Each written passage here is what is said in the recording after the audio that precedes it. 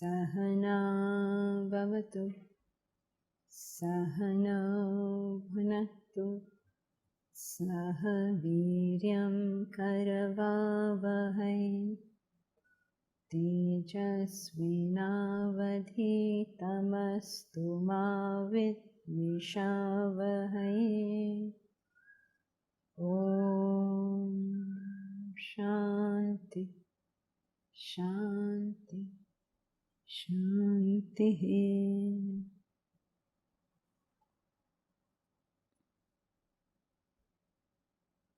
The four yogas. Our topic for discussion today is the four yogas. The four yogas are the paths, the four spiritual paths. All religious pursuits, all religions in fact, are nothing but a combination, a permutation and combination of these four paths. Some religions have emphasized one, others have emphasized some other. So let us study today carefully what are these various paths. Firstly, why are we doing spiritual things? We do spiritual things with an end in view. That end is known as self-realization. Self-realization means the merger of the individual with the divinity. That is not entirely correct, because the fact of the matter is that the individual is the divinity. He has to uncover this. He is not seeking something within himself. He is finding himself. So this process of finding my inherent nature is the spiritual path. It is known as dharma. Dharma means the essence of something. The dharma of fire is heat. The dharma of sugar is sweetness. Dharma of something is that thing which is so inherently that if that were to be removed, that thing wouldn't be so. If you remove heat from fire, you have no fire. You can have a large fire, a small fire, or you can have various types of fires, but heat is inherent. So the dharma of fire is heat. The dharma of sugar is sweetness. You can have pink sugar, brown sugar, castor sugar, normal sugar, all sorts of sugars you can have, but you cannot have bitter sugar. You cannot have bitter, cold fire. So the dharma of fire is its heat. The dharma of sugar is its sweetness. What is my dharma? What is it that I inherently am? The process of finding this out is the spiritual path. The great masters who've done this before us have told us that our inherent nature is that divinity that we are all seeking. So, dharma, the spiritual path, is to find out that inherent nature, that me, who am I? Now, how would I find this barrier? How would I find this nature, that inherent nature? What do I have at my command to find this? I have, as a human being, two wondrous equipments known as the mind and intellect. The mind is my emotions, my likes and dislikes. Anger, love, greed, hate, jealousy, all of this is my mind. It's an irrational side to me. And I have an intellect, buddhi, which is my discrimination, reason, judgment, analysis. This is my buddhi. So every human being has these two wondrous equipments, the mind and the intellect. Now, every human being is differently constituted with reference to them. There are some people who are predominantly emotional. They react to everything from a very emotional perspective. When they meet somebody, they will think of the person as he's a nice person, he's not a nice person, he's a loving person, he's not a loving person. If they see an accident, they'll think, oh, how sad. Everything is an emotional reaction. Such people are predominantly emotional. We shall call them, therefore, emotional people. What is an emotional person? His mind is predominant. His mind, his manas, his emotions, they are predominant in that individual. There are some other individuals who are not so mind dominated. They are more intellectual. They look at everything from a very intellectual perspective. If they meet a person, they will think from the perspective of, is this person talking rationally, irrationally? Is he intelligent, not intelligent? Is he logical, not illogical? If they see an accident, they'll start thinking about causes of accidents. Everything they go through from the perspective of the intellect. Okay, so there are some people who are predominantly emotional. There are some people who are predominantly intellectual. There are some people who are balanced in both. Neither is their mind very strong, nor is their intellect very strong, but both are equal in their personality. Such people are known as balanced people. Balanced in the sense that their mind and intellect is balanced. In that sense, we are using the term. These people are not completely satisfied with pure emotion, nor are they completely satisfied with pure reason. This combination of mind and intellect functioning together gives rise to a third compound. This compound is called action. So when a person has his mind and intellect balanced, he becomes a very active person. So if he meets somebody, he will think in terms of actions. If he sees an accident, he will think in terms of actions. What can I do about it? So there are three basic types of people that we have covered so far. One is a person who is predominantly emotional. Second is one who is predominantly intellectual. Third, who has both equal, the balanced person, the active person. And the fourth type of person is the indolent person, where neither the mind nor the intellect function. It's very minuscule functioning. Neither does it mind function, nor the intellect function, nor is there a balance between these two. He's much like a vegetable. There's not much happening here. So there are four types of human beings based on this classification of mind and intellect: the emotional, the intellectual, the active, and the indolent. Now, whatever be your state, whatever you be, the spiritual path is that which enables us to reach the self within. So if a person were to be very indolent, that means his mind and intellect is barely functioning, the path that is recommended to him is something, obviously, which will wake up his mind and intellect. So how do you wake him up? Through the process of force. It is known as Hatha Yoga, where the person is made through force, go through many, sometimes horrendous things also, just to make him wake up. They do many things, they roll around temples, they put hooks into their body, they do many things. In fact, strange things sometimes to others, and they say, why are these people doing these things? But what happens with this kind of forced, almost torturous things is that either their mind wakes up and says, oh, why am I going through this torture? It's hurting me. Or the intellect wakes up and says, why is this thing happening? So either their mind or the intellect hopefully will react to this, and one of them or both of them will wake up, and then they become ready for whichever of the equipment has woken up. So Hatha Yoga is Hatha means force. So Hatha Yoga is what we prescribe for indolent people so that they come out of their indolence and get on to higher paths. The second path is the path for the active. Remember the active? He was the one balanced in mind and intellect. When he gets balanced in mind and intellect, he becomes an active person. So how would he approach God? He approaches God through actions.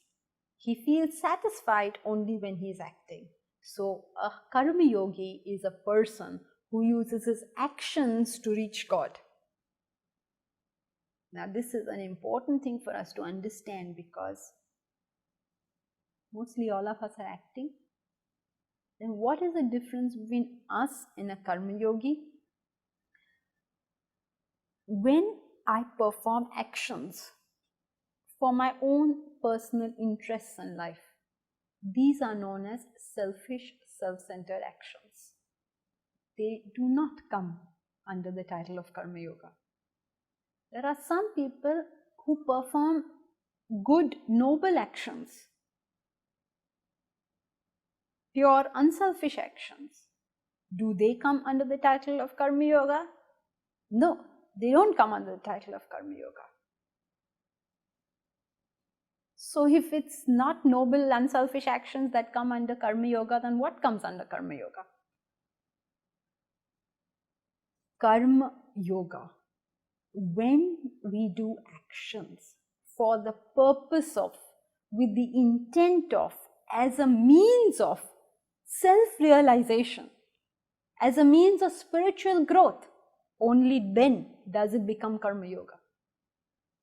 Merely doing good actions does not make this Karma Yoga. It can be Karma Bhoga. You're doing good actions, you enjoy good actions, this is Bhoga, this is enjoyment. Quite different from Karma Yoga. Karma Yoga is our work for a higher cause, without ego and egocentric desires, for the purpose of self-realization. If it's merely noble work, it is not Karma Yoga. It becomes Karma Yoga only when it is dedicated to a higher cause. So what is Karma Yoga? It's nothing very complex. This is the way we should live our lives. You don't have to go and do something different to do Karma Yoga. That karma which we do, that action which we do, when we consider the interests of all, working in a spirit of cooperative endeavor, to consider how this is affecting others. All this comes under Karma Yoga. Only, of course, if you use it as a means to self-realization. That simple feeling of aprevo, after you. Do I have to get everything first? Does everything have to be for me? Is the whole story only around me? How did I get so much importance?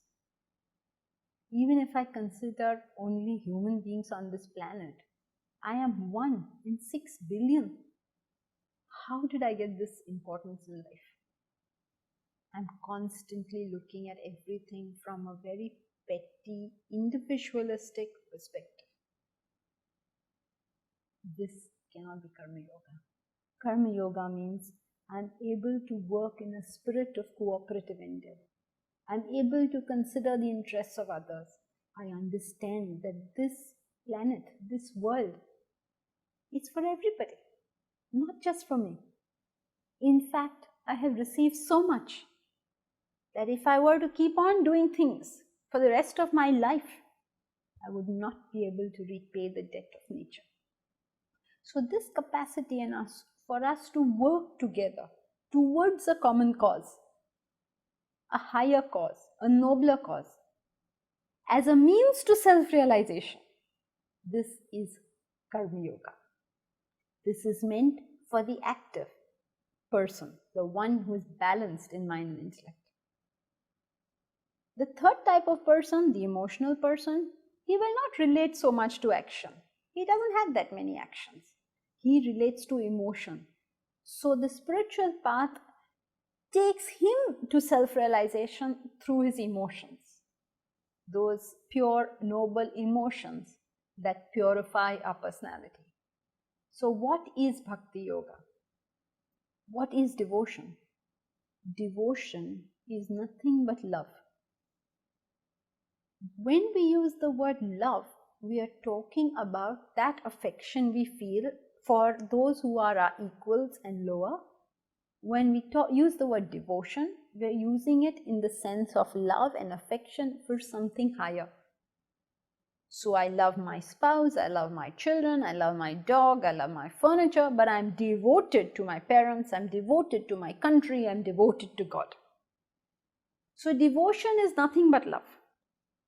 When that love is towards something higher, it is called devotion. So how do you know what is devotion? Who is that person who has this love for God? Yeah, in the Bhagavad Gita, Krishna starts his qualities of a bhakta with this most beautiful quality. He says, he's describing who is my bhakta. He says, Adveshta sarva bhutanam maitra karuna evacha. Adveshta sarva bhutanam. He has no dvesh, no hatred, no dislike, sarva bhutanam, towards all, friendly and compassionate. That feeling of universal oneness towards everybody. This is the quality of devotion. If you say, I love God a lot, God will ask you, what about everybody else? The true measure of my devotion to God is my affection for my fellow beings. It's a very simple thing. If I love God, I would love everything God has created. When my son, my little son, draws me a picture, that silly picture that children draw and have been drawing from time immemorial, you know, those, like, they have that upturned W, the two mountains, and then there's a sun coming out of it from the thing. Children have been drawing this forever since I can remember. Excuse me. And when the child draws that picture and he takes it to his grandmother or his grandfather, what amount of furore they create over it. Oh my God, what a fantastic thing. It's framed, it's put up, it's shown to all the guests. Now that is certainly not a Picasso over there. What is all this excitement about? Why is there so much excitement? Why is this picture appreciated so much? The grandmother is appreciating that picture not because of what the picture is, but its creator is something, someone she loves. So if you love your creator, love his creations. How can you say I love him and I don't love everything he does? It's not possible. So the true measure of devotion, the true measure of our love for God is our love for fellow beings. The first criteria of devotion is love for fellow beings. The second criteria for devotion is gratitude. Am I firstly aware of how much I am receiving? How much from the moment I was born to the moment I die, I've done nothing on this planet but receive and receive and receive. From the moment I was born, someone took care of me. Milk was provided, food was provided. As I grew up, all my needs were taken care of. I have oxygen to breathe. I can see through these eyes. It's the most miraculous thing how in the womb that tiny embryo becomes a fully formed baby. How does that happen? With tiny lungs and tiny its baby is like complete, full. Tiny nails also. Everything is perfect in that child. How is this happening? Who is taking care of all this? I'm receiving and receiving and receiving. That awareness of receipts, once we're aware of it, it converts itself to gratitude. That gratitude is real devotion. But even in gratitude, there is a small problem. I'm grateful for what I have got.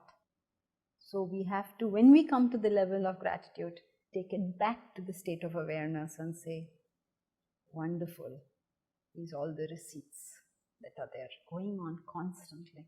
Never has oxygen said to me, that's enough, I don't want to give you any more. Never has it happened. Never has gravity been switched off. Never has it happened that the sun has not risen. And you will say, what of these things? What of these things? I would be dead if these things didn't happen. How can I take them for granted like that? My existence is dependent upon them. And they are going on meticulously. Never pausing. So this capacity in us to become aware of our receipts and then get grateful for them and then take that back to awareness. Take out even that little ego that talks about oneself. This is the second aspect of devotion. In fact, Muhammad was asked, who is best among your disciples? So the story goes, he replied, he amongst you who is best at repaying is best. What a fantastic concept. Now there's no point saying, oh, I didn't take a loan. Not a loan. How much we are receiving. Have we ever thought of what we are receiving? Forget repaying. So this love and gratitude is devotion, bhakti yoga, the path for the emotional person to traverse.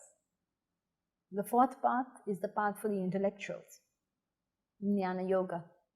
Jnana yoga is normally understood to be erudition, scholarship, to have read so many books, to be able to talk a lot about it, to say, yes, I read that book, I read that book, I heard this lecture, I heard that lecture. The most wonderful definition of Jnana yoga is given by Adi Shankaracharya, fantastic definition where he talks about what is Jnana yoga. He says, Nitya Anitya Viveka Vicharam. This discrimination between what is Nitya and Anitya, what is lasting and what is fading, what is eternal, what is transient. Any intellect that is able to keep that going, this constant awareness, what is transient, what is lasting, such a person is practicing Jnana yoga. You don't need to know any books. I don't know if Kabira ever read any books, but he knew what Jnana yoga was. Just this capacity to distinguish between what is permanent and what is passing. In simple everyday life this goes on, it's nothing very fantastic. Spiritual path is what we are doing and what we should be doing every moment. There's nothing very fantastic that you have to do. I have an exam tomorrow. I want to watch a movie tonight. So I have to ask myself a simple question. What is permanent? The joy of the movie tonight or the results of my exam tomorrow? If I ask myself these questions constantly, what is permanent? What is passing? I'm doing Jnana yoga. I have a fight with my brother. What is permanent? The fight or that relationship? And based on that, I come to a conclusion. This capacity in me to constantly analyze, ask myself this question, in this situation, what is permanent? What is passing? Then I'm a Jnana yogi. So 4 paths for 4 types of people. For the indolent is Hatha yoga. For the active is Karma yoga. For the emotional is Bhakti yoga. For the intellectuals is Jnana yoga. Now, it is not true that a person is only one. All of us at different times have all of these. Some of us are most of the time intellectuals and hence called intellectuals. But even an intellectual will have some emotion, some action and some indolence. So what is really recommended on the spiritual path is that everyone do all the 4 yogas but in their particular proportion. For instance, if a person is 90% intellectual, then he should do 90% Jnana yoga.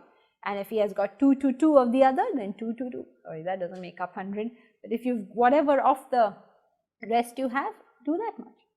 If you're 60% emotional, 30% active, 5% intellectual and 5% indolent, then that's what we do. We take our yogas in proportion to our personality. Do as much as is necessary for us to reach the self. Remember that the spiritual path is a means to an end. It is not an end in itself. It is a tool. We have to use that tool based on what is required. The intellectuals will require a lot more Jnana yoga. But that's not what happens usually. You take a huge intellectual and say, oh, you're interested in spiritual matters, and take him to bhajans. And then he just goes to sleep. Or a bhakta, say, oh, you're interested in spiritual things, come to a lecture on Vedanta, and he goes to sleep. So depending on our nature, we should take that path more and the others in the right proportion. And then we find a meteoric growth towards spiritual life. But the first thing we have to understand is that These are all tools or methods or means for our purification and self-realization. They are not ends in themselves. They are some things that we have to use. These are not what we reach. These are those things we use to reach somewhere else, somewhere way beyond all this. And what is that thing which is way beyond all this? Our own real self. We are all doing all this only to uncover the self, the divinity that we all are. Thank you.